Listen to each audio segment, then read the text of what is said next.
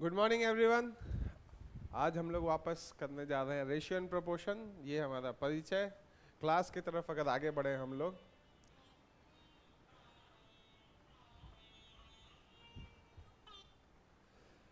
तो हमने टाइप 6 तक सारे क्वेश्चंस कर लिए थे। 3 टाइप बचे हैं, टाइप 7, 8 एंड 9।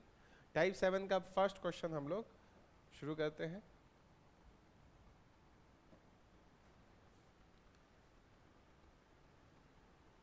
ये रहा।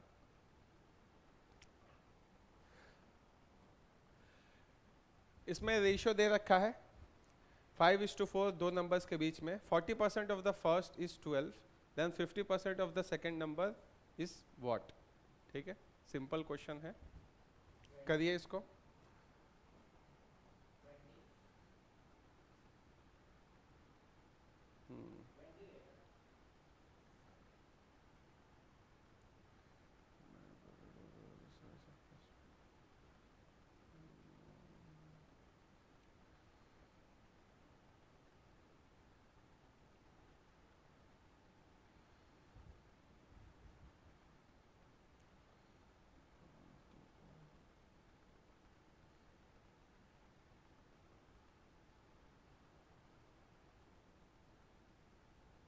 ठीक है, कितना है? 20 है।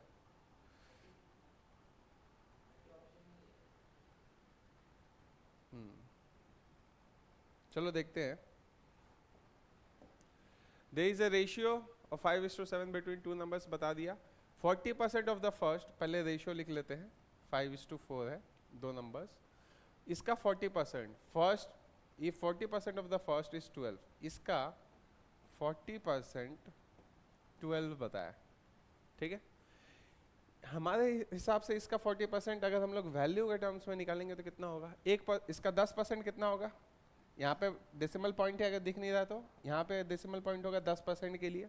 50 पैसे मान लो 10% हुआ, तो 40% क्या होगा? उसका 4 टाइम्स 50 पैसे, 2 रुपये। तो इसका 50, इसका 40% हो गया 2 रुपये, है ना? तो हम बोल सकते हैं कि ये 2 यूनिट का वैल्यू बताया है 12। ठीक है, 2 यूनिट का वैल्यू बताया है 12, तो 1 यूनिट का वैल्यू कितना है? ये 2 इधर जाएगा तो 6 है, करेक्ट। तो हमें पूछा क्या है, then 50% off the second number क्या होगा? इसका 50% कितना होगा, करेक्ट। तो हमें पता है 4 का 50% कितना होता है ना, 2 ना। इसका 50% मतलब क्या है? इसका आधा। तो 4 का आधा कितना होता है? 2। तो देखो 2 यूनिट का ही वैल्यू बताया था और फिर 2 यूनिट का ही वैल्यू पूछ रहा है, तो हमें ये भी निकालने का ज़रूरत नहीं था। हमें यहाँ पे दिख रहा था 2 यूनिट 12 है, तो यहाँ पे भी 2 यूनिट का वैल्यू क्या होगा? 12 होगा। ये होगा हमारा आंसर, ऑप्शन 1। ठीक है, सिंपल क्वेश्चन था और उसमें कुछ कैलकुलेशन भी नहीं है। बस थोड़ा सा तुमको परसेंटेज चैप्टर अच्छे से किया होना चाहिए कि 10% कैसे निकालते हैं। जिसको नहीं पता, मान लो 123 है, इसका 10% निकालना है। अगर नहीं दिख रहा आपको कहीं पे भी पॉइंट, मतलब यहाँ पे पॉइंट होता है, तो 10% निकालने के लिए इस पॉइंट को एक लेफ्ट में शिफ्ट करते हैं। यहाँ पे हो गया 12.3, हो गया 10%। ठीक है, ये हो गया कितना परसेंट? तो 10% हो गया। ये 123, ये पूरा अगर 100% है तो। ठीक है, उसी तरह अगर 1% निकालना हो तो 10% के लिए हम लोग क्या करते हैं? एक डेसिमल लेफ्ट में जाते हैं। तो 1% निकालने के लिए 2 डेसिमल लेफ्ट में जाएंगे, तो इसका 1% होगा 1.23। ठीक है, ये हो गया 1%। तो वही हमने यूज़ किया यहाँ पे। 10% हो गया 0.5, यानी 50 पैसे सोचो, और फिर उसको 4 गुना, 40% चाहिए था, 4 गुना कर लिया हमने, हो गया 2 रुपये। ठीक है,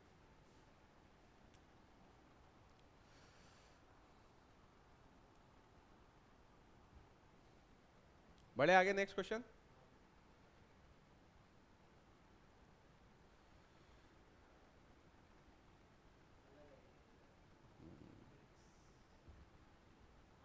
टाइप 7 नो 8 आ गया ये।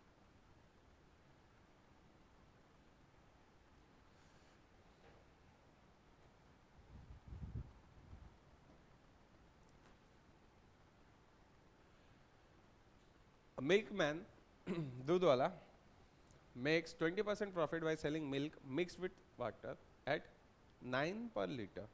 ठीक है, पानी मिक्स करता है।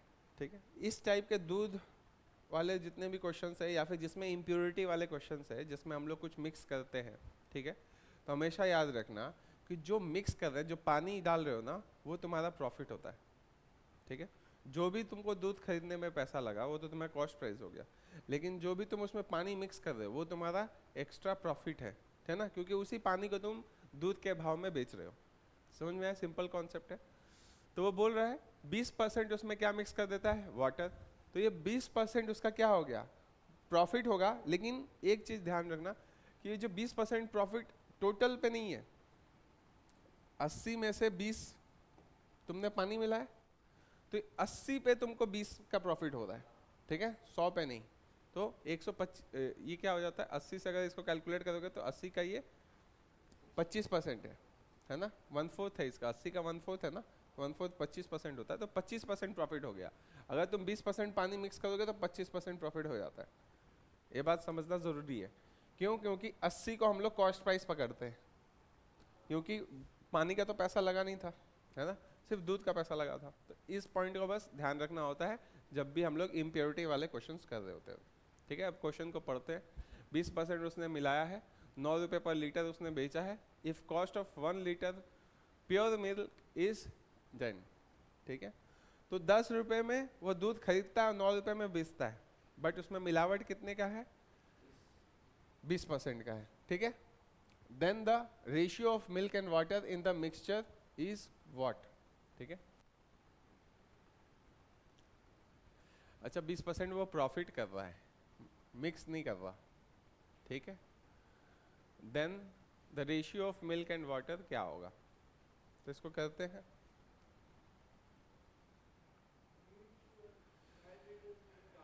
देखो हमें क्या पता है, ये रहा मिल्क, ये रहा वाटर।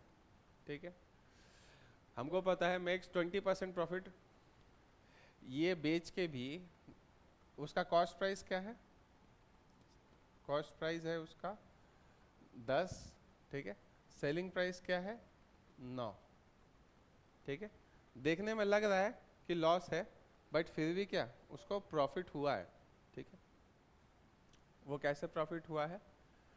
कॉस्ट प्राइस उसका 10 है और सेल कर रहा है इस पे, एक मिनट, कॉस्ट प्राइस उसका 10 रुपये पर लीटर है, सेलिंग प्राइस है उसका 9 रुपीज़ पर लीटर, बट उसका फिर भी एक्चुअल सेलिंग प्राइस क्या है? ये तो उसका फेक सेलिंग प्राइस है। इस पे एक्चुअली वो बेच तो रहा है, लेकिन इसको देख के क्या लग रहा है कि वो लॉस में बेच रहा है, बट उसको तो लॉस नहीं हो रहा है, उसको कितना हो रहा है? प्रॉफिट हो रहा है। कितना प्रॉफिट हो रहा है? 20% प्रॉफिट हो रहा है। तो 20% प्रॉफिट दे देंगे कॉस्ट प्राइस पे। इसका 20% कितना होगा? मैंने बताया 10% कैसे निकालते हैं, एक डेसिमल पॉइंट इधर, तो 1 यूनिट हो गया इसका। 10% तो 20% क्या होगा? 2 यूनिट, तो एक्चुअल सेलिंग प्राइस हो गया 12। ठीक है, बात समझ में आ रहा है ना? एक्चुअल सेलिंग प्राइस उसका क्या है? 12 रुपये, लेकिन लोगों को दिखा क्या रहा है? 9, है ना। जितना उसने मिलावट किया है उसके हिसाब से देखोगे तो उसमें इतना सारा पानी मिला के उसने 20% प्रॉफिट बेच रहा है। एक्चुअली वो 12 रुपये में बेच रहा है, बट कस्टमर को ये बात पता नहीं चल रहा है। ठीक है, क्योंकि इतना उसने पानी उसमें मिला दिया है। तो वो 10 उसका कॉस्ट प्राइस था और बेच रहा है कितना? 12 रुपये में। इससे क्या पता चलता है? उसने पानी ही बेच के उसने प्रॉफिट कमाया ना, है ना। पूरा उसने पानी ही बेच के प्रॉफिट कमाया, क्योंकि उसको प्रॉफिट कब मिलेगा? जब उसमें पानी मिक्स करेगा। 10 रुपये का चीज़ है, अगर 10 रुपये में बेचता तो उसका ना प्रॉफिट निकलता ना लॉस निकलता, ठीक है। तो हम लोग बोल सकते हैं अगर 12 लीटर, ये अगर ऐसे सोचे 12 लीटर अगर दूध बेच रहा है, या फिर 1 लीटर में 12, 10 लीटर अगर पानी डालेगा तो 2 लीटर उसका, सॉरी 10 लीटर अगर दूध रहेगा तो 2 लीटर उसमें पानी डालेगा, तभी उसका प्रॉफिट क्या होगा, 20% होगा, है ना। तो पूछा क्या है क्वेश्चन में, then the ratio of milk and water निकालना है, ठीक है। 3:2 ऑप्शन में 9 पर लीटर, 1 लीटर प्योर दूध का 10 से 20% profit by selling milk mixed with water.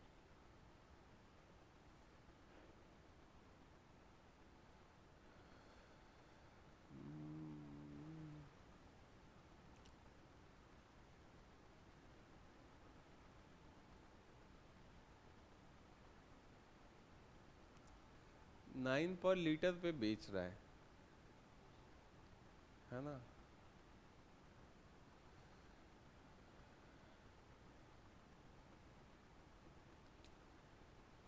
अच्छा 9 पर लीटर पे बेच के 20% इसका प्रॉफिट है,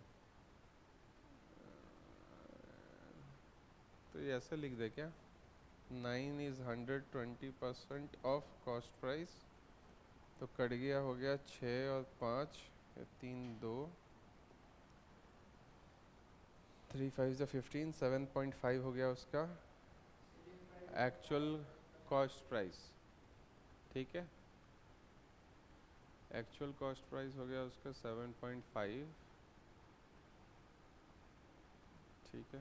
और 9 पे बेच के वो प्रॉफिट का मारा, तो 9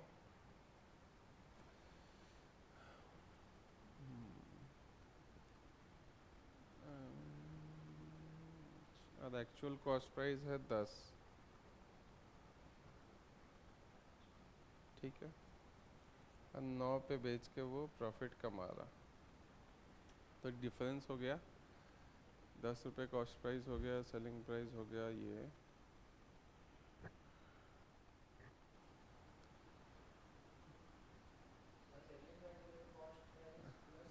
मिल्क एंड वाटर का।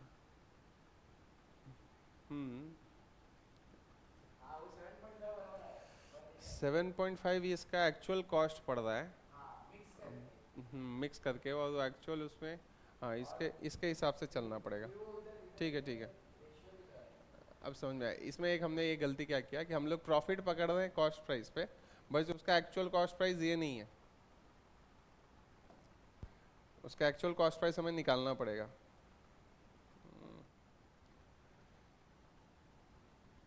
ठीक है,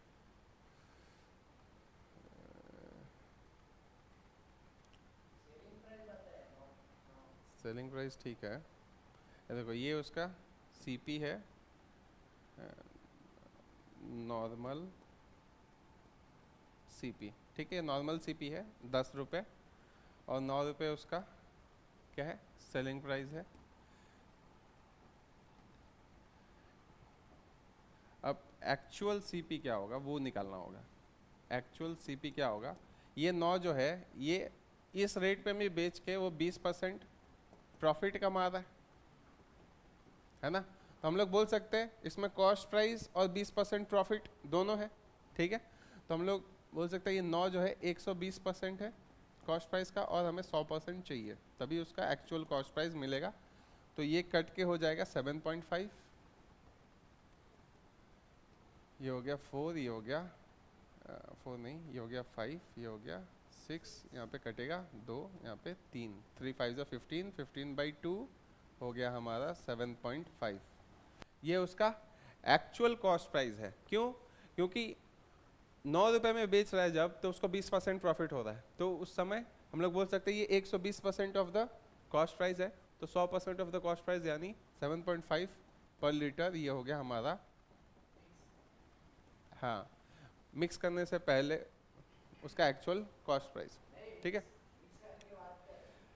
हाँ मतलब रेस्ट क्या किया उसने, मिक्स किया है, ठीक है। और है क्या, 10 रुपये पर लीटर एक्चुअल कॉस्ट है, तो उसने मिक्स कितना किया है, 2.5 लीटर वाटर उसने मिक्स किया है, ठीक है। तो हम लोग मिल्क इस टू वाटर का रेशियो क्या हो जाएगा, मिल्क हो गया कितना 7.5 है, और बाकी उसने मिक्स किया है 2.5, कट के हो जाएगा 2.5 रुपये से कट करेंगे 1 और ये 3, तो 3:1, ठीक है, फर्स्ट ऑप्शन। एक ही पॉइंट इसमें ध्यान में रखना है कि ये जो 9 रुपये में जो तुम बेच रहे हो उसमें 20% प्रॉफिट है, तो उससे हमें कॉस्ट प्राइस निकालना है, वो 100% निकालना होगा, ये 120% है, ठीक है। 20% ऑफ प्रॉफिट बोलो या फिर 120% ऑफ कॉस्ट प्राइस बोलो, ठीक है। लिखो इसको, फिर आगे बढ़ते हैं। देखो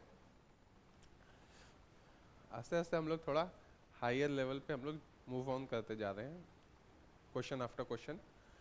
तो इस क्वेश्चन को आप लोगों को करना है, बस जो भी डेटा है उसको हम लोग को लिखते चलना है ताकि हम लोग फटाफट कर पाए, ठीक है, इसमें और कुछ है नहीं,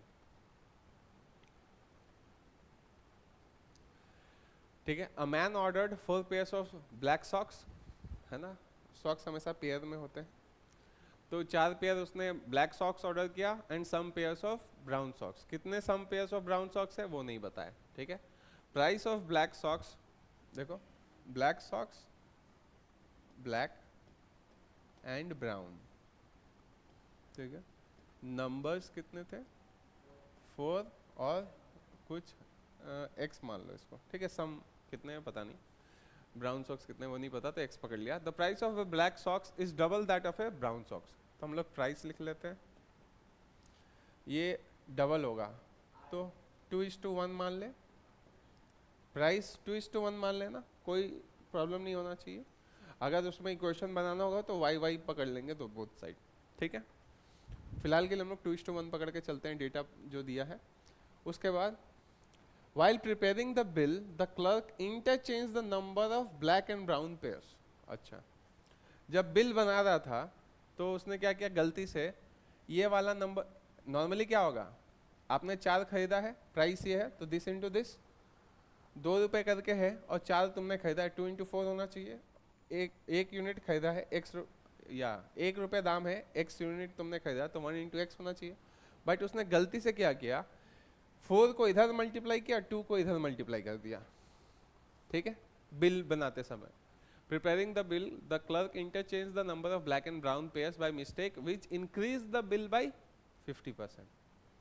अब ये गलती के चलते क्या हुआ, जितना भी तुम्हारा कॉस्ट आ रहा था वो बढ़ गया 50%। अगर हम लोग नॉर्मल कॉस्ट निकालते तो क्या होता, this into this plus this into this, एक टोटल प्राइस आता है ना, दिस इंटू दिस करके प्लस करते, इसके साथ मल्टीप्लाई करके फिर आपस में दोनों को प्लस कर देते, तो उससे 50% ज़्यादा आ गया। तो ratio of the number of black and brown pairs of socks in original order was, तो ये रेशियो पूछा है, ये क्या होगा, ये ओरिजिनल क्या था रेशियो, ठीक है। क्वेश्चन समझ में आया, तो हमें कुछ भी करके अगर x का वैल्यू निकाल लें तो काम हो जाएगा, है ना। तो हमको पता है 50% ज्यादा होना मतलब क्या हो गया,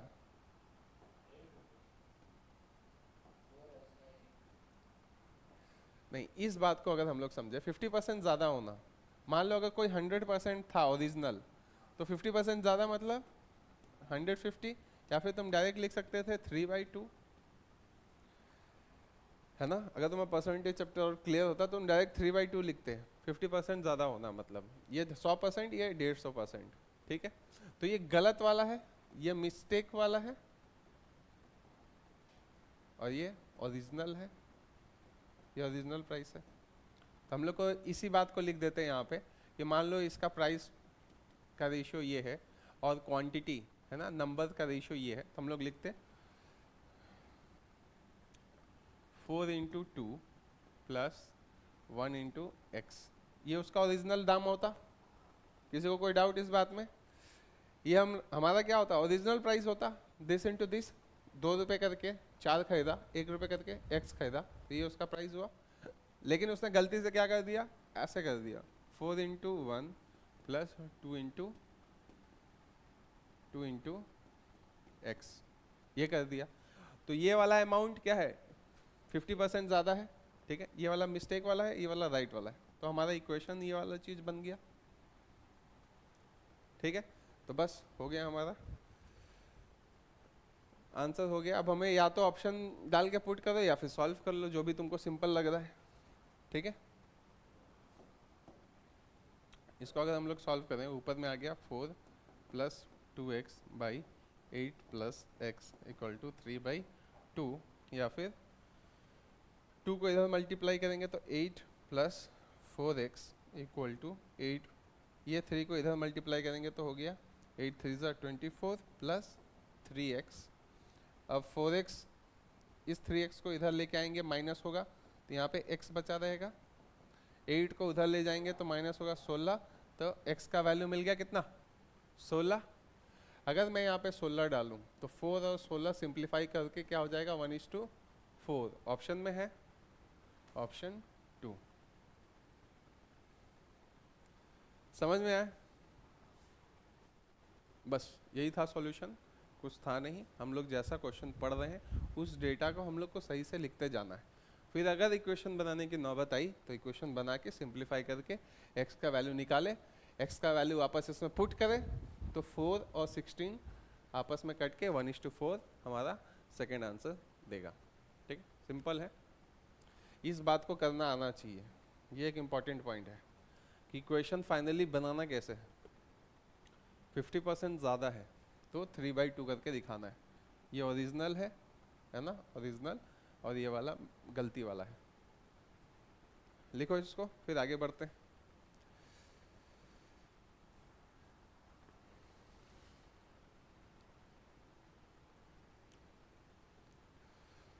ऑनलाइन किसी को कोई डाउट हो तो डाल सकते हो कमेंट्स में, मैं कमेंट्स देख रहा हूँ। बॉयज़ एंड गर्ल्स स्कूल में बताया, if 50% off boys 25% off girls are getting scholarship, उनको कुछ तरह का स्कॉलरशिप मिल रहा है for the studies, what is the percentage of school students who are not getting there any scholarship. कुछ है नहीं इसमें, स्टूडेंट्स का संख्या दे रखा है,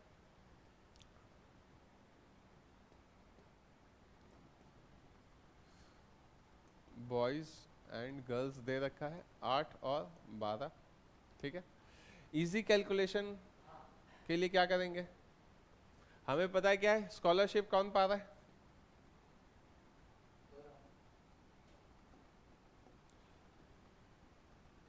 है 50% बॉयज 25% गर्ल्स।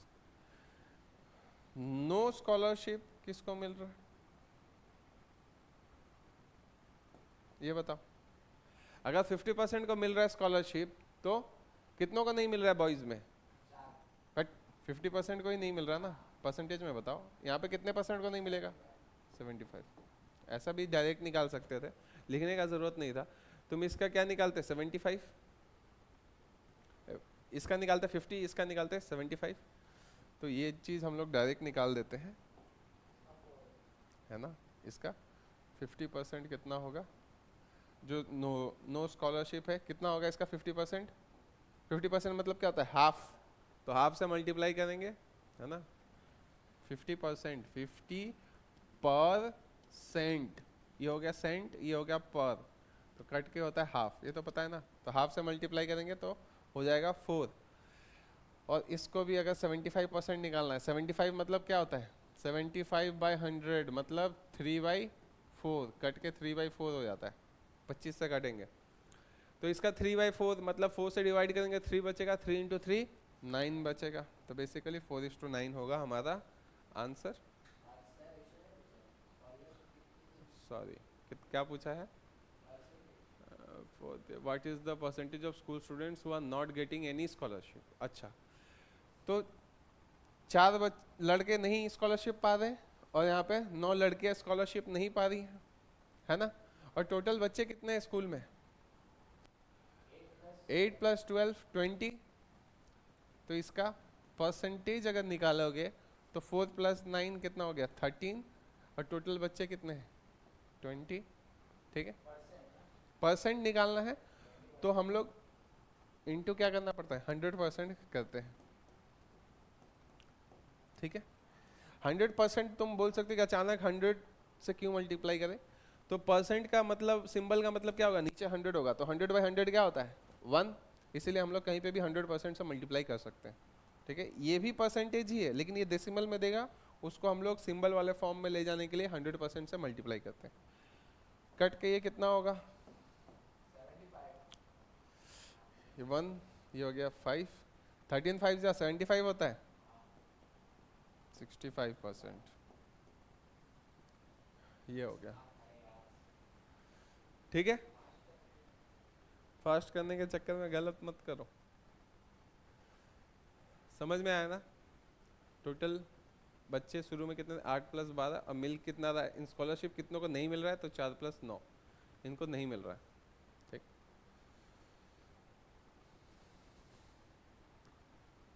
अगर मान लो क्वेश्चन में डिफिकल्ट नंबर्स देते हैं, ये तो कट याद है, 87 दे दे या फिर 123 दे दे, तब क्या करेंगे, सिंपली एक ज़ीरो लगा देंगे यहाँ पे, इधर पे भी, तब क्या कि कैलकुलेशन इजी हो जाएगा, क्योंकि रेशियो से ही बस हमको मतलब है, ठीक है। क्योंकि लास्ट में रेशियो ही पूछा है, ये जो परसेंटेज है ये खुद एक रेशियो होता है, ठीक है। तो तुम शॉर्टकट मार सकते हो, अगर डिफिकल्ट वैल्यूज़ भी दे दे तो बोथ साइड ज़ीरोज़ से मल्टीप्लाई, मतलब 10 या 100 से मल्टीप्लाई करवा दो, तो ज़ीरोज़ ऐड करवा दो, ठीक है।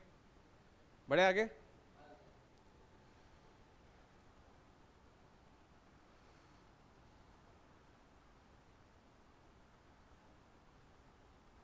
हाफ होता है सर, 50% डिक्रीज होता, अगर 50% डिक्रीज होता तो हम लोग हाफ करते ना, पिछले क्वेश्चन का पूछ रहे हो, अगर हम लोग को बोला था 50% इंक्रीज होगा, तब हमने 150/100 किया था। अगर 50% डिक्रीज होता तो 50/100 होता ना, इस 100% में से और 50% डिक्रीज हो जाता, तब हाफ हो जाता। लास्ट क्वेश्चन का बता रहा हूँ, ठीक है। 13/20 कैसे आया, ये 13 क्या है, जिनको स्कॉलरशिप मिला है, ये 4 + 9 हो गया 13, ठीक है। इतने बच्चों को स्कॉलरशिप मिला है, कितनों में से, तो टोटल शुरू में बच्चे कितने थे, 8 और 12, ठीक है। तो 8 और 12 मिलके हो गया 20, तो टोटल कितने बच्चे थे, 20, 20 में से कितनों को स्कॉलरशिप नहीं मिला है, तो 13, तो 13/20 को तुम परसेंटेज में बताना है तुमको, अगर सिंबल के साथ, तो इंटू 100% करते हैं, है ना, इसलिए ये 13/20 आया, और इंटू 100% किया तो आंसर आया 65%, ठीक है। और किसी का कुछ डाउट है पूछो, बढ़े आगे।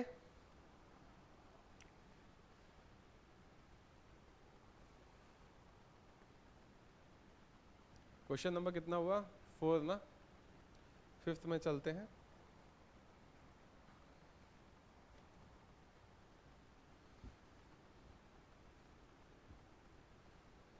देखो, एक ऑर्नामेंट है, ऑर्नामेंट मतलब पता है ना, एक ज्वेलरी है ना, गहने का चीज को बोलते हैं ornament. The ratio of gold and copper उसमें था 3:2, ठीक है। अगर 3 kg उसमें क्या है, गोल्ड है, तो 2 यूनिट उसमें, 2 kg उसमें कॉपर होगा, है ना। Percentage of gold in the ornament पूछा है, पूरे ऑर्नामेंट में गोल्ड कितना है, तो हमें पता है क्या, गोल्ड और ये कॉपर 3:2 है। अगर ये 3 यूनिट हुआ तो ये 2 यूनिट होगा, तो टोटल कितने यूनिट्स हो गए, 5 हो गए। 5 में से 3 क्या है, गोल्ड है, तो गोल्ड का परसेंटेज क्या होगा, 3/5। या तो इसको ये भी एक परसेंटेज ही है, लेकिन ये डेसिमल में आंसर देगा, इसलिए इसको अगर हम लोग सिंबल में ले जाना चाहते हैं, परसेंटेज सिंबल के साथ, तो इंटू 100% करते हैं। मैंने फिर बताया 100% मतलब क्या होता है, 100/100, तो बेसिकली 100% से मल्टीप्लाई कर रहे हो, मतलब 1 से मल्टीप्लाई कर रहे हो, ठीक है। तो ये कटेगा क्या, 3/5, हमें वैसे ही देख के ही पता होना चाहिए कि ये क्या होता है, 60% होता है। 1/5 मतलब होता है 20%, तो 3/5 उसका 3 गुना 60% होना चाहिए। ऐसा भी कट भी जाएगा तो तुमको दिखेगा, 5 से कटेगा 20, तो 3 × 20 60% होता है, ठीक है। तो ये हमारा आंसर निकल गया फर्स्ट ऑप्शन। ठीक है, नेक्स्ट क्वेश्चन में चले। कुछ नहीं था इसमें, सिंपल क्वेश्चन था। आगे बढ़ते देखो, 6th हो गया ना, सॉरी 5th हुआ, 6th में चलते हैं।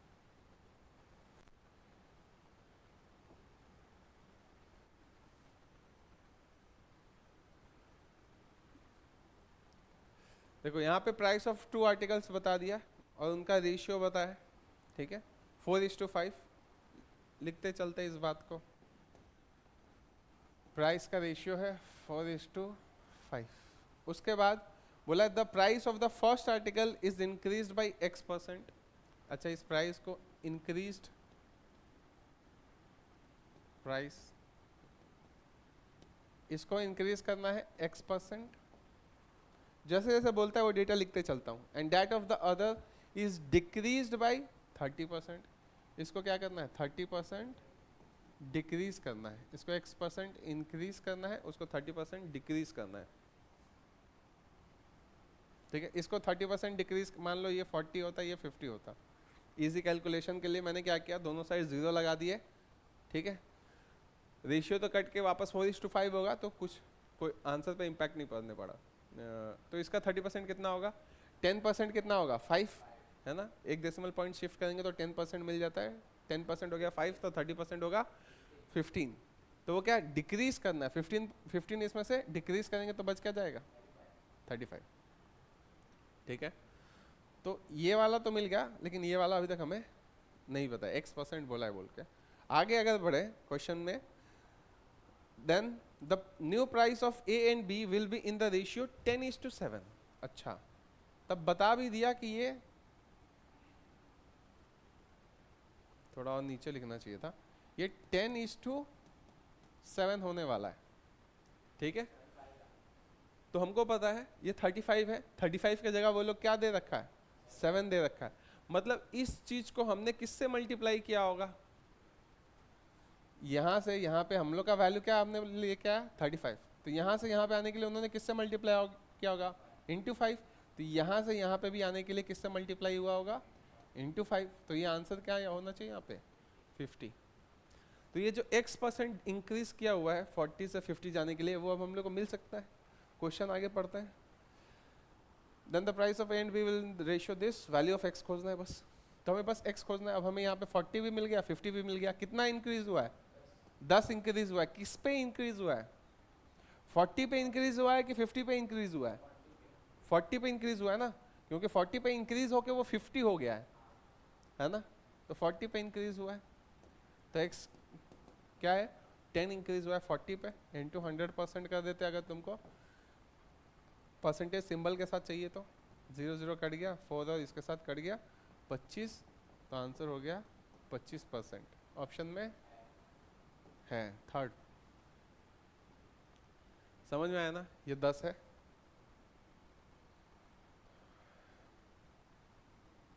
और ये 7 है। शॉर्टकट हमने क्या लगाया इस क्वेश्चन में कि 4 और 5 को हमने 40 और 50 में कन्वर्ट कर दिया, दोनों साइड 10 से मल्टीप्लाई करके, ताकि कैलकुलेशन इजी हो। और कुछ हमने एक्सेप्शनल किया नहीं है। और फिर इसको हमने 50% डिक्रीज किया, 50% 50 को 15 यूनिट डिक्रीज किया, क्योंकि 30% इसका कितना होगा 15, तो 15 यूनिट डिक्रीज किया, हो गया 35। उसके बाद हमें फाइनल रेशियो बता दिया था 10:7 हो जाएगा आफ्टर मेकिंग द चेंजेस।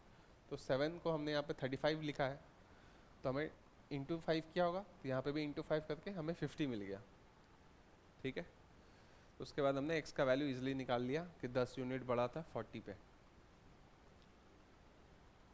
ठीक है, तो उसके बाद इस 10 यूनिट 40 पे बढ़ा था, तो कितना परसेंटेज में होता है वो हमने निकाल लिया, 25%। ठीक है, सिंपल क्वेश्चन है, वैसा कुछ हार्ड इसमें है नहीं। बस कैलकुलेशन के लिए हमने जो छोटे छोटे ट्रिक यूज किए हैं वो ही समझने वाली चीज। बढ़े आगे, नेक्स्ट क्वेश्चन। हमको क्या दिया, रवि का एज 3/5 है श्याम का एज से। तो ये रवि और ये हो गया श्याम। 3/5 मतलब 3 यूनिट इसका होगा तो 5 इसका होगा, समझ में आ रहा है ना। 5 इसका होगा तो 3 रवि का होगा, तो हो गया ना 3/5। उसके बाद बोला after x years the ratio of the age of Ravi and Shyam, मतलब x साल बाद क्या होगा, इसमें भी प्लस x हुआ होगा, इसमें भी प्लस x हुआ होगा, है ना, दोनों का एज बढ़ेगा 1 साल, है ना, मतलब 5 साल अगर बोले तो 5 साल इसमें भी बढ़ेगा, 5 साल इसमें भी बढ़ेगा, और वो रेशियो बन क्या जाता है 5:7 हो जाता है कुछ टाइम बाद, ठीक है। ये हो गया ओरिजिनल।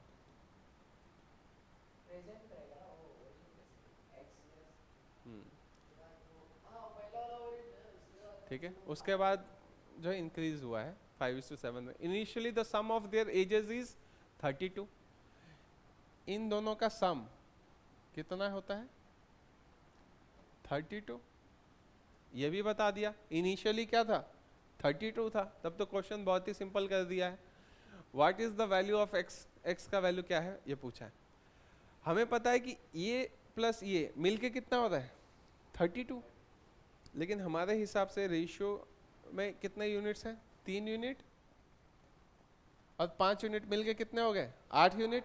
ये 8 यूनिट टोटल जो रवि प्लस श्याम का एज है वो 8 यूनिट मिलके क्वेश्चन में क्या वैल्यू दिया उसका 32, तो 1 यूनिट का वैल्यू 8 से डिवाइड होगा तो 4, तो हम लोग इसका 3 यूनिट का वैल्यू क्या होगा फिर 4 × 3, मतलब ये 12 साल का था, और 5 × 4 यानी कि ये 20 साल का था।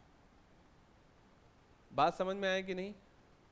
4 × 3 क्यों किए, क्योंकि 1 यूनिट का वैल्यू हमने 4 साल खोज लिया, तो इसका 3 यूनिट उसका वैल्यू था, तो 3 × 4 यानी 12 साल का था रवि, और ये कितना 4 × 5, 5 यूनिट का वैल्यू क्या होगा 5 × 4 यानी 20 साल का ये था।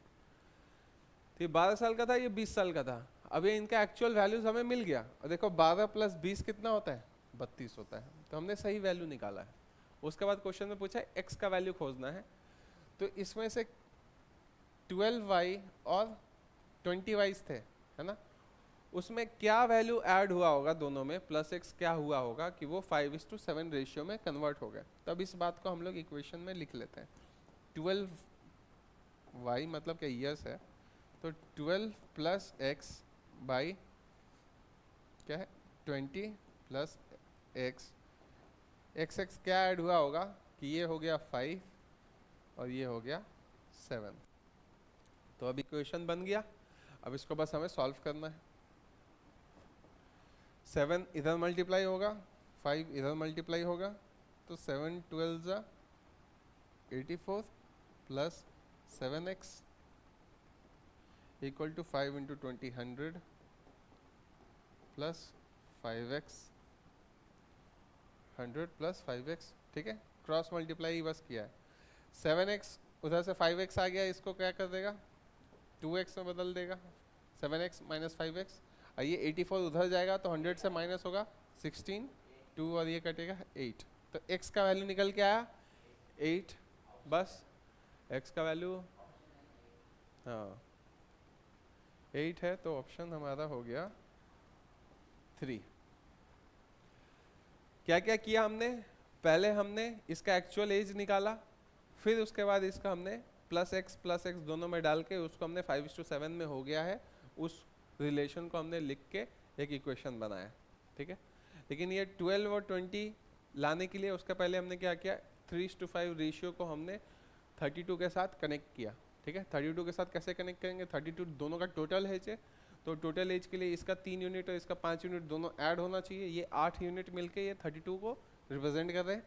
तो 1 यूनिट का वैल्यू निकाला, फिर 3 यूनिट और 5 यूनिट का वैल्यू निकाल लिया, 12 साल और 20 साल, ठीक है। उसके बाद ये इक्वेशन बना दिया रिलेशन के हिसाब से, ठीक है, इस रिलेशन के हिसाब से, बस हो गया हमारा सॉल्यूशन, ठीक है। लिखो इसको,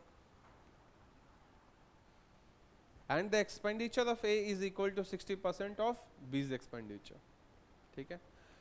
तो इनकम ऑफ ए और बी का बताया रिलेशन पहले, फिर एक्सपेंडिचर ऑफ ए और एक्सपेंडिचर ऑफ बी का रिलेशन बताया, ठीक है, 2 लाइन बताए। उसके बाद ए का income is equal to 70% of B का एक्सपेंडिचर, ऐसे क्रिस क्रॉस करके फिर रिलेशन बताया। What is the ratio of savings of A and B, मतलब रेशियो यहाँ पे प्लस माइनस होगा, और स्पेशल कंडीशन दे रखा है A be income expenditure saving, ये ई है, ठीक है। ऐसा लिख सकते हैं ना, income is equal to expenditure plus savings,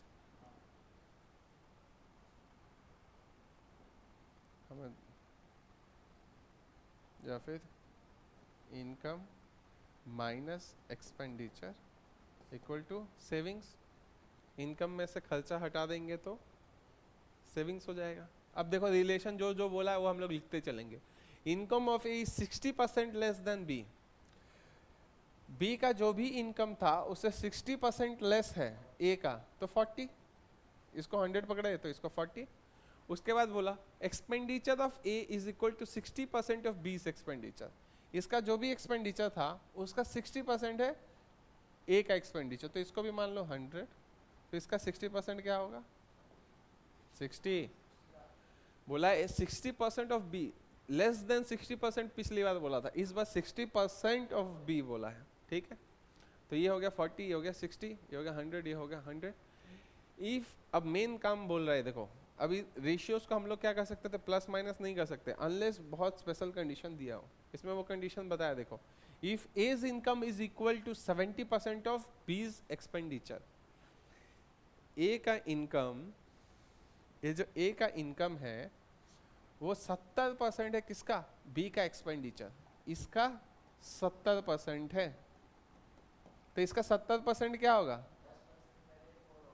10%, 10 होगा ना, इसका 70 होना चाहिए। क्वेश्चन के हिसाब से इसका 70% ए होना चाहिए, ए का इनकम, इसका एक्सपेंडिचर का 70% होना चाहिए, लिखा है ना इस बात को। If A's income is equal to 70% of B's expenditure, expenditure B का कितना है 100 अगर हमने पकड़ा तो उसका 70% होना चाहिए ए का इनकम, तो यहाँ पे 70 होना चाहिए। अब देखो क्वेश्चन में एरर क्या आ गया कि एक बार तुम बोल रहे हो 70 होना चाहिए ए का इनकम, एक बार तुम बोल रहे हो 40 होना चाहिए, तो क्या करें, एलसीएम करके कुछ ना कुछ करके इसको सेम करना पड़ेगा, करेक्ट, तभी हम लोग इस क्वेश्चन को कर सकते हैं, अदरवाइज पॉसिबल नहीं है। तो इसको हम लोग ऐसे लिखते हैं, तो हमको पता है 70 और 40 का एलसीएम क्या होगा,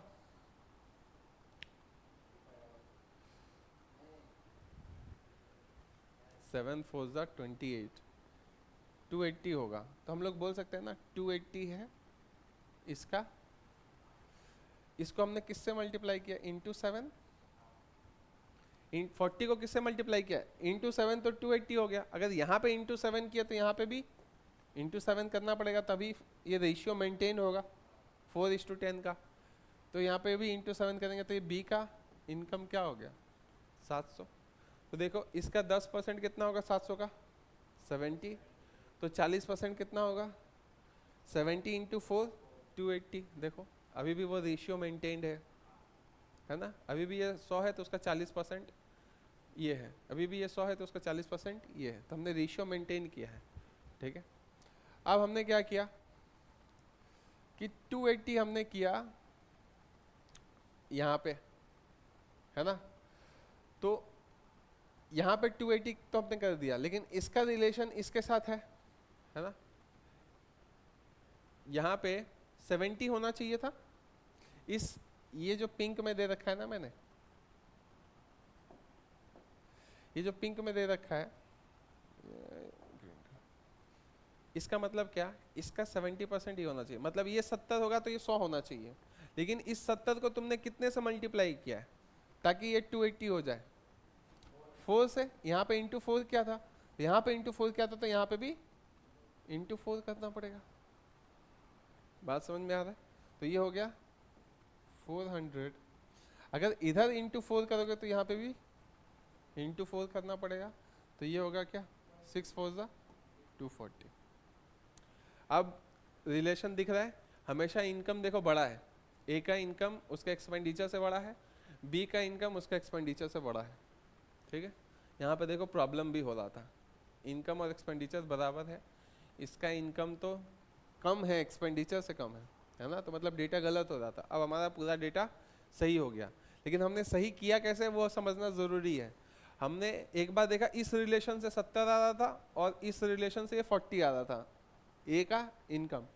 फिर दोनों का एलसीएम हमने लिया 280, तो 280 करने के लिए इस 40 को तुमने 7 से मल्टीप्लाई किया, तो इसको भी करोगे तो इसको भी करना पड़ेगा, और इस 70 को तुमने 4 से मल्टीप्लाई किया 280 करने के लिए, तो इसको करोगे तो इसको भी करना पड़ेगा, और इसको करोगे तो इसको भी करना पड़ेगा। बात समझ में आए? अब हमारा काम हो चुका है, अब हमें सेविंग्स निकालना है। तो सेविंग्स क्या होगा, इनकम माइनस एक्सपेंडिचर 40, क्वेश्चन में क्या पूछा है, रेशियो ऑफ सेविंग्स पूछा है, ठीक है। और 700 माइनस 400 300 0 0 कट गया, 4:30 ऑप्शन में है, नहीं है, और कटे, हाँ कटेगा सॉरी, और कटेगा, ये हो गया 2, ये हो गया 15, 2:15 है। चलो ठीक है, समझ में आया? स्पेशल कंडीशन में ही रेशियो को प्लस माइनस करते हैं, बहुत स्पेशल कंडीशन में, इसीलिए देखो हमने कितने सारे कंडीशन को सेटिस्फाई किया, तभी रेशियो को प्लस माइनस कर पाए, ठीक है। ये हो गया हमारा 2:15 आंसर। लिखो, इसको आगे बढ़ते हैं उसके बाद। 8 में हम लोग चल रहे हैं।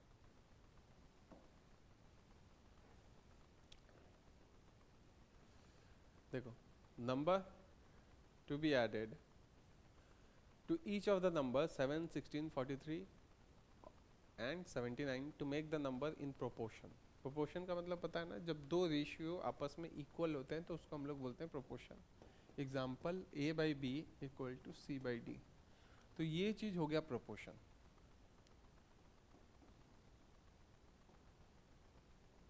proportion मतलब क्या हो गया, एक ratio equal to second ratio, ठीक है, फर्स्ट रेशियो इक्वल टू कोई सेकेंड रेशियो, ठीक है।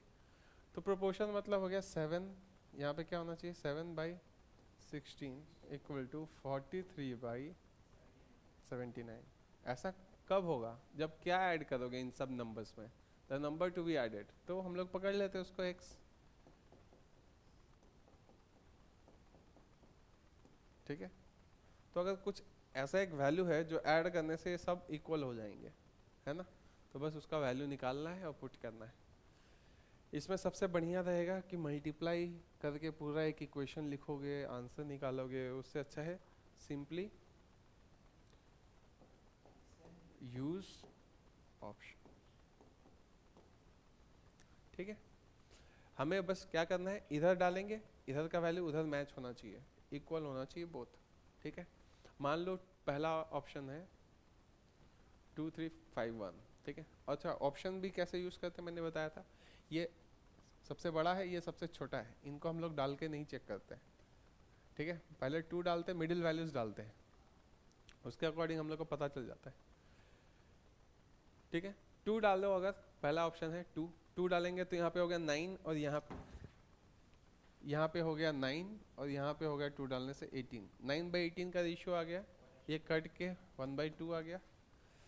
तो यहाँ पे डालेंगे क्या 2, तो हो गया 45, और यहाँ पे हो गया 81, दिख रहा है क्या, नहीं है ना, तो ऑप्शन 2 नहीं हो सकता, ठीक है।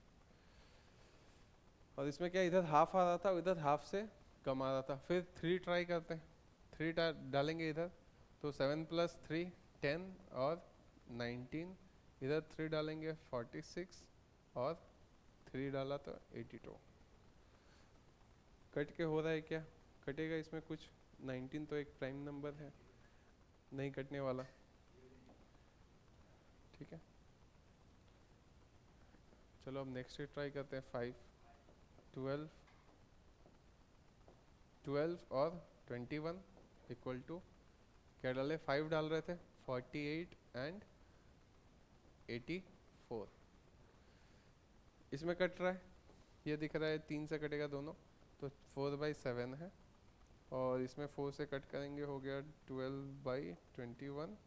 देखो तो ये भी कितना आया, कटेगा तो 4/7, 4/7, 4/7 मैच कर गया, तब option 3 is the right one. ठीक है, इसमें वैल्यू, मिडिल वैल्यूज देख के हम लोग वैल्यू निकालना और अप्रोक्स करना उसमें ज़्यादा झंझट है, तो एक के बाद एक ऑप्शन ही डाल के चेक कर लो। ठीक है, 2 3 उसके बाद 5 हमने डाला, 5 मैच कर गया, left side LHS equal to RHS हो गया। ठीक है, ऑप्शन 3।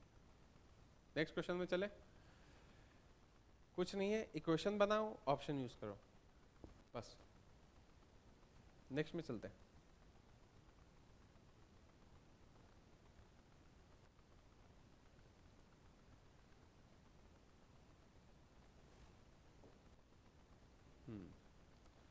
सेम तरह का है, बस थोड़ा सा मॉडिफिकेशन है इस क्वेश्चन में। क्या बोल रहा है कि when x is added to all this number, the number so obtained are in proportion. Same काम हो रहा है ना। 9 plus x by 15 plus x equal to 21 plus x by 31 plus x। तो x ऐड करने से ये पूरा नंबर्स आपस में प्रोपोर्शन में हो जाते हैं। ठीक है, उसके बाद बोला what is the mean proportion between 3x minus 2 and 5x minus 4। Mean proportion, mean proportion मतलब क्या होता है, स्क्वायर रूट ऑफ ये और ये पता है कि नहीं पता बताओ। 5x माइनस 4 मीन प्रोपोर्शन पता है ना, कि उसको बोलते हैं जब तीन चीज़ों के बीच में रिलेशन होता है, इस तरह 3x minus 2 by m equal to m by 5x minus 4, इसको बोलते हैं मीन प्रोपोर्शन का रिलेशन, जिसमें तीन ही वेरिएबल होते हैं, एक देखो दूसरा और ये हो गया तीसरा। ठीक है, तो m इंटू एम क्या होता है, m स्क्वायर, और दिस इंटू दिस इस साइड रहेंगे, तो m स्क्वायर का स्क्वायर रूट हटाने के लिए, मतलब स्क्वायर रूट करेंगे बोथ साइड, तो इधर m बचेगा और इधर स्क्वायर रूट आ जाएगा। ठीक है, तो यही रिलेशन ऐसा हो जाता है। तो बेसिकली इसका वैल्यू हमको पूछा है ना, मीन प्रोपोर्शन का, what is the mean proportion, इसका वैल्यू हमें पूछा है, तो हमें x ला के इसमें डालना पड़ेगा। तो बेसिकली क्वेश्चन नहीं चाहता कि तुम ऑप्शन यूज करो, इसीलिए x का वैल्यू नहीं पूछा है। ठीक है, और तुमको x का एप्लीकेशन डायरेक्ट पूछा है कि क्या होगा इसमें पुट करके। ठीक है, तो अब हमें क्या करना पड़ेगा, यहाँ पे अब ऑप्शन यूज नहीं कर सकते, तो हमें लिटरली इसको सॉल्व करना पड़ेगा। ठीक है, तो इसको सॉल्व करो, इधर ऐसे मल्टीप्लाई होगा, इधर क्रॉस मल्टीप्लाई इधर होगा, ये क्रॉस मल्टीप्लाई इधर होगा, लंबा सा थोड़ा कैलकुलेशन पड़ेगा इसमें। ठीक है, 31 इंटू 9 क्या बोल रहे हो, नहीं बहुत लंबा पड़ जाएगा अगर नंबर्स डाल कर ट्राई कर रहे हो तो।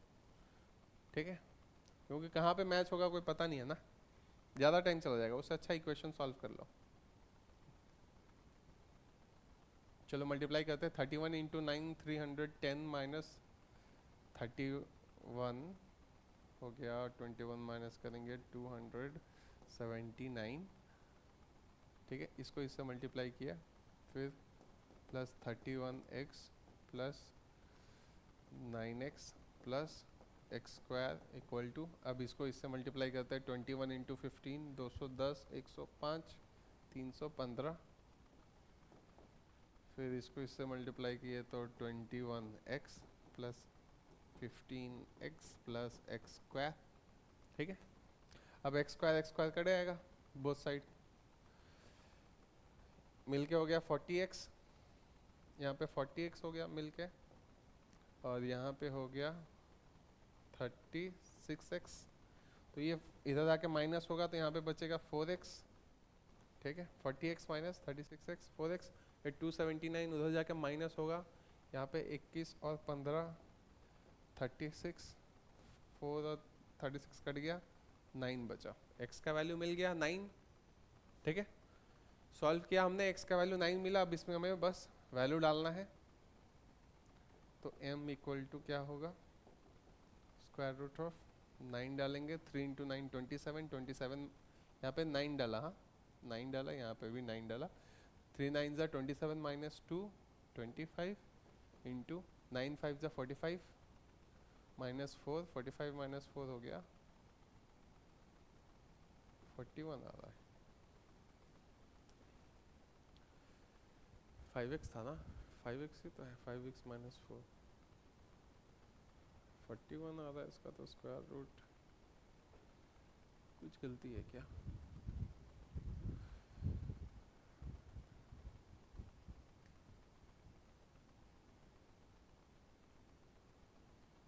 मुझे लगता है यहाँ पे कुछ गलती है टाइपिंग में, यहाँ पे कोई एक स्क्वायर आना चाहिए, स्क्वायर आएगा तभी उसका हम लोग स्क्वायर रूट निकाल के ऑप्शन में यहाँ पे नेचुरल नंबर्स दे रखा है ना।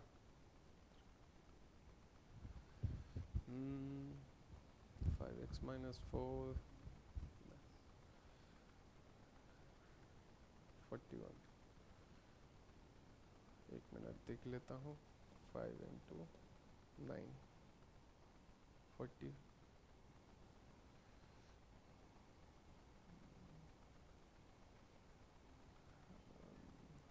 5 7 आना चाहिए, 49 आना चाहिए, 49 कैसे आएगा, प्लस 4 होगा, हाँ यहाँ पे प्लस कर दो, यहाँ पे गलती है, हाँ तभी मैच करेगा, यहाँ पे प्लस करो, 5x प्लस 4, ठीक है, तो यहाँ पे भी होगा 5x प्लस 4, ये भी हो गया 5x प्लस 4, तब क्या होगा, यहाँ पे आ जाएगा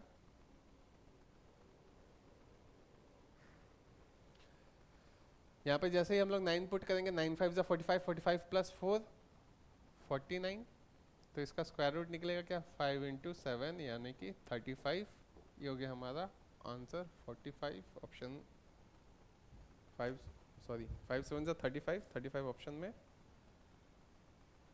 है, ऑप्शन 2, ठीक है। 5x प्लस 4 यहाँ पे प्लस होगा इस क्वेश्चन में, ठीक है। थोड़ा सा इसमें कैलकुलेशन में प्रॉब्लम आ रहा था, क्यों, क्योंकि ये 5x प्लस 4 का माइनस लिखा हुआ था, ठीक है, तभी मैच करेगा, क्योंकि यहाँ पे हमने इक्वेशन सही से सॉल्व किया, x का वैल्यू भी सही निकाला, बस इसमें पुट करने के बाद हमारा कोई नेचुरल नंबर ऑप्शन में नहीं आ रहा था, तो उससे पकड़ में आ गया कि क्वेश्चन में कहीं ना कहीं कुछ गलती है। इसको लिखो, फिर नेक्स्ट क्वेश्चन में चलते हैं। मीन प्रोपोर्शन कब होता है, जब 3 वेरिएबल्स होते हैं, a b फिर से b और फिर उसके बाद c, तो इसी चीज़ को हम लोग लिखते हैं b स्क्वायर इक्वल टू ए सी, या थोड़ी देर पहले हमने उसी चीज़ को लिखा था b square equal to square root के अंदर a इंटू सी, यही चीज़ हमने लिखा था। मीन प्रोपोर्शन को m लिखो या b लिखो, बात एक ही है, स्क्वायर रूट के अंदर आ जाता है, उसी चीज़ को हमने यहाँ पे लिखा, तो मीन प्रोपोर्शन का नाम m ना देके हमने b दिया इस बार, ठीक है। तो इस तरह का होता है मीन प्रोपोर्शन का रिलेशन, और उसका आउटपुट होता है ऐसा, अगर b को निकालना चाहते हो तो वही मीन प्रोपोर्शन निकालना है, ठीक है। तो इस b का वैल्यू निकालना है, और a और c का वैल्यू क्या है, 0.08 और 0.18, तो बस इस चीज़ को लिख देते हैं, b is equal to 0.08 into 0.18। तो अगर तुमको और सिंप्लीफाई करना है इसको, क्योंकि पॉइंट में तो तुम जनरली स्क्वायर रूट निकाले नहीं हो कभी, तो इसको सिंप्लीफाई कैसे करेंगे, ऊपर नीचे 100 से मल्टीप्लाई कर देंगे तो ये 8/100 हो जाएगा, है ना। 100 से मल्टीप्लाई करेंगे तो ये पॉइंट हट जाएगा, यहाँ पे कितना से मल्टीप्लाई करेंगे, सेम 100 से, 1000 कैसे, 18/100, 18 इंटू 8 कितना होता है, 18 8 से कितना होता है, तो डायरेक्ट आंसर बताना कितना होता है, 144, और नीचे में क्या 200 है, इसका स्क्वायर रूट निकालना है। 144 किसका स्क्वायर है, 12 का स्क्वायर है, और इसमें से 2 निकलेगा, है ना, इसको ऐसा लिख सकते हैं ना, 12 इंटू 12, तो 2 ठो थे, उसमें से स्क्वायर रूट के बाहर एक ही निकलता है, तो एक 12 बाहर निकला और 2 में से 100 में से एक 100 बाहर निकलेगा, तो हो गया 12/100 यानी 0.12। ठीक है, जो यहाँ पे ऐसे ही आंसर देख सकता है कि 2 इसको देंगे तो ये हो जाएगा, यहाँ पे हो जाएगा 4 और यहाँ पे हो जाएगा 36, तो 2 × 6 12 होता। ऐसे ही देख के आंसर बता सकता था अगर किसी का थोड़ा स्क्वायर पे अच्छा कंट्रोल है तो। ठीक है, तो हो गया first option right 0.12। Simple question था मीन प्रोपोर्शन का। मीन प्रोपोर्शन क्या होता है, ऐसा होता है। ठीक है, और 4 नंबर का प्रोपोर्शन अगर बोले तो वो ऐसा होता है 1/b = c/d। ये 4 नंबर का प्रोपोर्शन है। मीन प्रोपोर्शन मतलब 3 नंबर का प्रोपोर्शन है। ठीक है, बढ़े आगे, लिख लिया।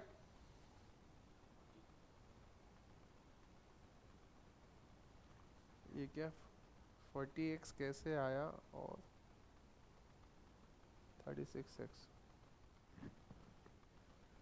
क्या है? अच्छा, ये 40x कैसे आया, ये 31x और 9x को ऐड किया और 36x इसको और इसको ऐड किया, है ना। इसको पहले इससे मल्टीप्लाई करेंगे, इससे मल्टीप्लाई करेंगे, फिर इसको इससे और फिर इसको इससे भी करेंगे, तब यहाँ पे 4 टर्म्स हो जाएंगे और इन 2 चीज़ों को इन 2 के साथ मल्टीप्लाई करेंगे तो यहाँ पे 4 टर्म्स हो गए। x वालों को हम लोग ऐड करके आपस में एक साथ लिख सकते हैं। ठीक है, उसके बाद उसको एक साइड हमने किया 40x को यहीं पे रखा और 36x को इधर लेके माइनस किया तो हो गया 4x। ठीक है, और ये नंबर को उधर भेज दिया तो बचा इधर, उधर 36, 4 और 36 कटा, x का वैल्यू 9 निकला। नेक्स्ट करें क्वेश्चन 4।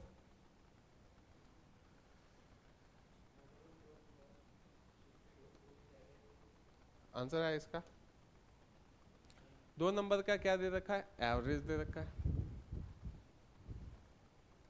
कितना है वो, 62 है। एवरेज का मतलब पता है ना क्या होता है, जो दोनों को रिप्रेजेंट कर सकता है। तो उसका अगर टोटल मुझे पता करना है कि ये दोनों नंबर्स का सम कितना होता है, तो एवरेज को नंबर ऑफ ऑब्जर्वेशंस के साथ मल्टीप्लाई कर देंगे तो सम आ जाएगा, है ना। तो वो क्या एवरेज कितना बताया 62, और कितने लोग हैं, 2 लोग हैं, तो 62 × 2 क्या होगा, सम दे देगा, मतलब 124। मतलब ये a + b का टोटल कितना है 124। इस बात को निकाल सकते हैं एवरेज का इंफॉर्मेशन यूज करके। If 2 is added to the smallest number, अगर स्मॉलेस्ट नंबर में 2 ऐड कर दिया and the ratio between the numbers become 1:2। If 2 is added to the smallest number, the ratio between the numbers become this. The ratio difference of the number क्या है, ठीक। हमको पता है कि इसमें अगर मैं 2 ऐड कर दूं, स्मॉलेस्ट नंबर मान लो a है, उसमें मैं अगर 2 ऐड कर दूं तो रेशियो ऐसा हो जाएगा, ठीक है, 1:2 हो जाएगा मान लो, ऐसा कहना चाहता है ना। 2 ऐड करने के बाद होगा, करेक्ट, इस रेशियो में आएगा। अभी क्या वो इस रेशियो में है क्या, स्टार्टिंग में तो नहीं है, है ना। लेकिन हम लोग को पता है स्टार्टिंग में उसका सम ऐड करने से कितना आता है 124। तो 2 अगर इसमें ऐड करोगे तो सम में भी 2 ऐड होगा तो 126। अब ये जो 126 हुआ, इसमें स्मॉलेस्ट नंबर का 2 तुमने ऐड किया था वो भी आ गया, और ये 126 अब रिप्रेजेंट किसको कर रहा है, इसको 1:2, यानी कि 3 यूनिट को कर रहा है। टोटल कितने यूनिट्स हो गए, 3 यूनिट। तो 3 यूनिट बराबर 126 कटेगा क्या, 120 कट रहा है, हाँ। तो 1 यूनिट का वैल्यू कितना होगा 126 बाई ये 3 उधर जाके डिवाइड होगा 42। तो 1 यूनिट का वैल्यू 42 निकाला, तो 2 यूनिट का वैल्यू क्या, 1 यूनिट का वैल्यू तुमने 42 निकाला, तो 2 यूनिट का क्या होगा 42 × 2 84। अब देख लो ऐड करके भी उतना हो रहा है कि नहीं। अभी जल्दीबाजी नहीं करना है। देखो क्वेश्चन में क्या बोला था, if 2 is added, it is not actually added. अगर ऐड करते तो, ये भी इफ वाला सिचुएशन है, एक्चुअल सिचुएशन नहीं है, ये भी इफ वाला सिचुएशन है, तो इस बात का ध्यान रखना। तो ये 42 और 84 ऐड होके कितना आ रहा है, देखो 126 हो रहा है, तो हमने सही किया है। ये इफ वाला कंडीशन है, बार बार बता रहा हूँ, ये भी इफ वाला कंडीशन है, ये एक्चुअल कंडीशन नहीं है। एक्चुअल होगा क्या, इसमें से 2 माइनस करना पड़ेगा। एक्चुअल क्या होगा, एक्चुअल क्या होगा कि 42 में से माइनस करिए होगा 40, और ये कितना होगा 84। इसमें से थोड़ी प्लस किया था 2, +2 सिर्फ इसमें हुआ था, इसमें नहीं हुआ था। तो देखो 40 + 84 कितना होता है 124। तो ये एक्चुअल वैल्यू क्या है 40 और 84, और इसमें एक्चुअल इसमें डिफरेंस कितने का है, ये हो गया 40, ये हो गया 84, और एक्चुअल इसमें डिफरेंस कितने का है तो 44। तो ये होगा हमारा एक्चुअल आंसर। 44 है क्या, ऑप्शन 4। बात समझ में आया, हमने क्या किया, एवरेज का डेटा यूज करके हमने टोटल निकाला 124।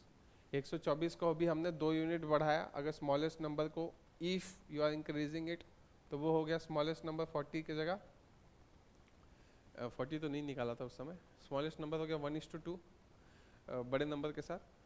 तो इधर 1:2 में तभी आएगा जब तुमने 2 इंक्रीज किया है स्मॉलेस्ट नंबर को, तो अगर यहाँ पे इंक्रीज किया है तो टोटल में भी इंक्रीज होगा। तो वो हो गया कितना 126, ये ईफ वाला कंडीशन 126 हो गया, और ईफ वाले कंडीशन में ही रेशियो 1:2 हो गया। तो उससे हमने 1 यूनिट का वैल्यू और 2 यूनिट का वैल्यू यहाँ पे निकाल लिया, क्योंकि 3 यूनिट का वैल्यू 126, तो 1 यूनिट का वैल्यू 126/3 42, तो 1 यूनिट का 42, 2 यूनिट का 84। ये ईफ वाले कंडीशन है ना, इंपॉर्टेंट है ये बात समझना है, ये एक्चुअल कंडीशंस नहीं है।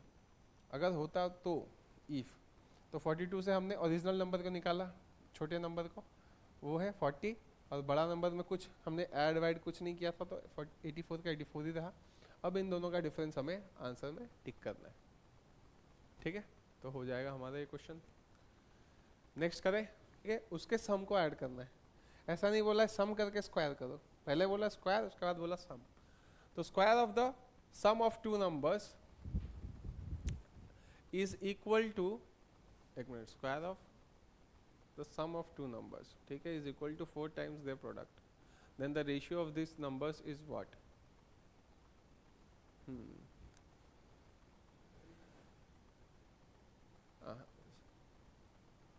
यहाँ पे स्क्वायर ऑफ बोला है सम ऑफ 2 नंबर्स, ऐसे बोला है, ऐसे नहीं बोला है सम ऑफ स्क्वायर्स।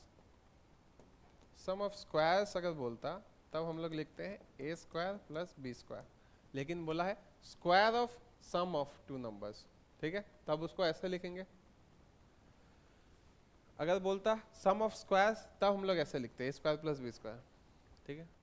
अभी ऐसा बोला इज इक्वल टू 4 टाइम्स क्या their product a into b. तो ये चीज कहीं पे देखा है क्या,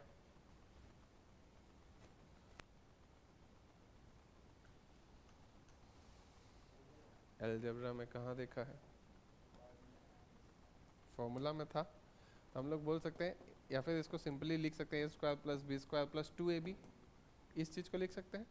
इस चीज़ को हमने लिखा 4ab, तो ये 4ab इधर आके माइनस होगा, तो हो जाएगा a square plus b square plus 2ab minus 4ab, this is equal to a square plus b square minus 2ab, this is equal to a minus b का होल स्क्वायर इक्वल टू 0, या फिर हम लोग बोल सकते हैं a minus b equal to 0, या फिर हम लोग बोल सकते हैं नंबर माइनस हुआ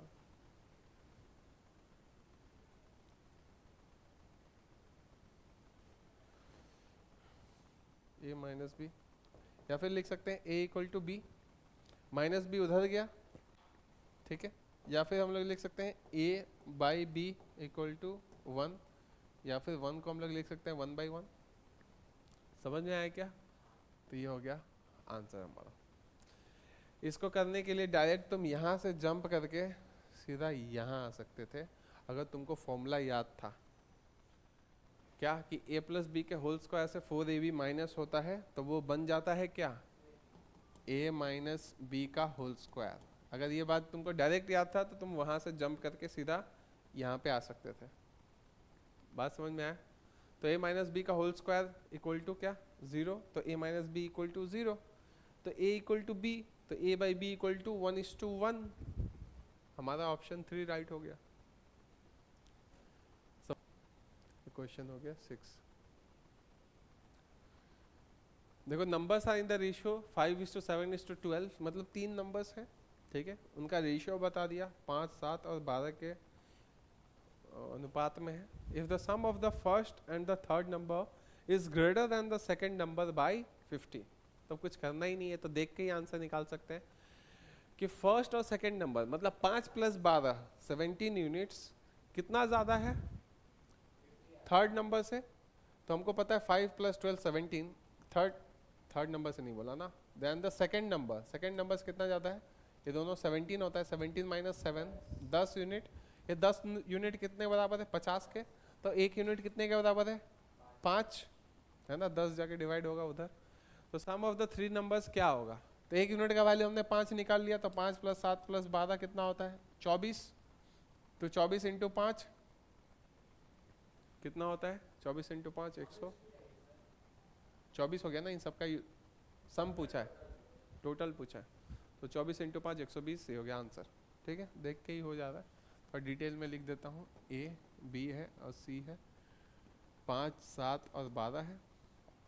क्वेश्चन में बोला इन दोनों का सम is greater than the middle one second number, तो हो गया 17 - 7 = 10 यूनिट बराबर कितने हैं 50 के, तो 1 यूनिट बराबर है 5 के। तो टोटल पूछा है, इसका टोटल कितने यूनिट्स है 5 + 7 + 12, टोटल 12 यूनिट। तो 12 यूनिट कितना होगा ये पूछा है। 1 यूनिट का वैल्यू हमने 5 निकाला, तो 12 यूनिट का वैल्यू होगा 12 × 1 यूनिट का वैल्यू 12 कैसे हो गया यार 24 होगा ना। ये टोटल कितना हो रहा है 24 यूनिट, तो 24 यूनिट का वैल्यू कितना होगा 24 × 5 120 हो गया हमारा आंसर। सिंपल है, कुछ है नहीं वैसा। ऑप्शन 2 ऐसे देख के भी आंसर इसका निकाल सकते हो, पेन पेपर का इसमें ज़रूरत नहीं है। नेक्स्ट क्वेश्चन में चले।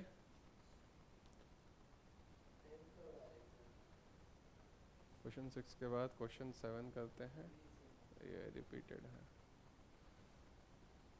ये रहा।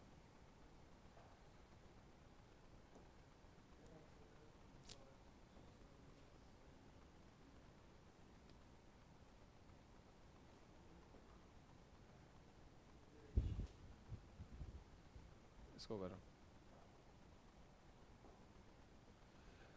दो नेचुरल नंबर्स है, नेचुरल नंबर का मतलब पता है ना, स्टार्टिंग विथ 1, है ना, 1 से लेके जितने भी इन्फिनिटी तक नंबर्स होते हैं, लेकिन डेसिमल पॉइंट में कुछ भी नहीं आना चाहिए। ठीक है, 1 2 3 ऐसा नहीं कि 2.1 वो सब नहीं इंक्लूड होंगे।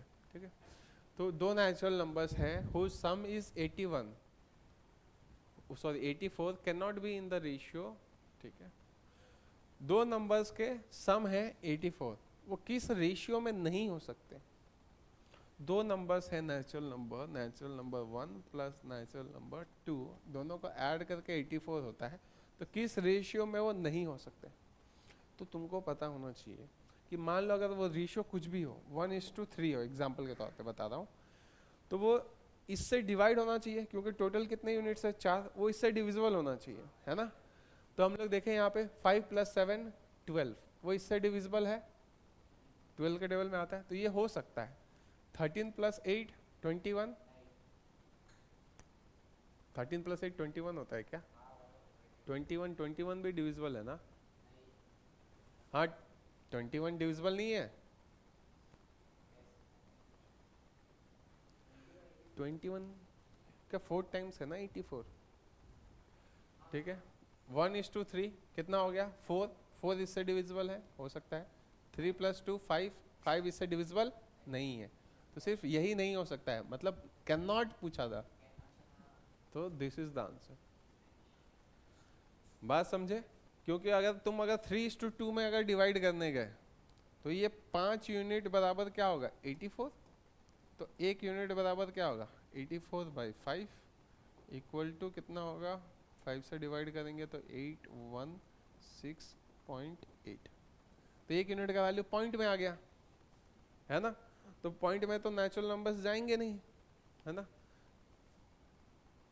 मल्टीप्लाई करोगे 3 यूनिट का वैल्यू तो 6.8 इंटू 3 ये भी पॉइंट में आएगा, और 6.8 इंटू 2 ये भी पॉइंट में आएगा। तो नेचुरल नंबर्स ये क्या है, नहीं है, ठीक है, ये लोग नेचुरल नंबर नहीं है, लेकिन बाकी में वो हो जाता है, मैच कर जाता है। समझ में आया? बस इतना ही था। तो ये टाइप हमारा हो गया। ये क्वेश्चन नंबर कितना बोला इसमें, 7 ना। ठीक है, नेक्स्ट में चले, कितना टाइम बचा है देख लेते हैं। ये लास्ट टाइप है वो, टाइप 9। कितने क्वेश्चन से, 10 क्वेश्चन है, ठीक है। लास्ट क्लास होगा कल, तो वो हम लोग बाकी के टाइप जो बच गए 10 क्वेश्चंस टाइप 9 वो हम लोग कर लेंगे, ठीक है। अभी तक हमने जितना कुछ सीखा है उसमें सब कुछ, जितने भी क्वेश्चंस आते हैं रेशियो प्रोपोर्शन के, सब जगह से उठा के मैंने उसमें डाल रखा है, ठीक है, ताकि तुमको एग्जाम में नया कोई क्वेश्चन या टाइप उसका तुमको इनकाउंटर ना करना पड़े, ठीक है। तो इतना तक ही रखते हैं आज का क्लास। उसके बाद तुम लोग को आगे का क्वेश्चन प्रैक्टिस करके आना है टाइप 9 के, ताकि हम लोग और अच्छे से क्लास में सीख सकें, ठीक है। एंड करते हैं सेशन को। हाँ, कल भी रहेगा ना।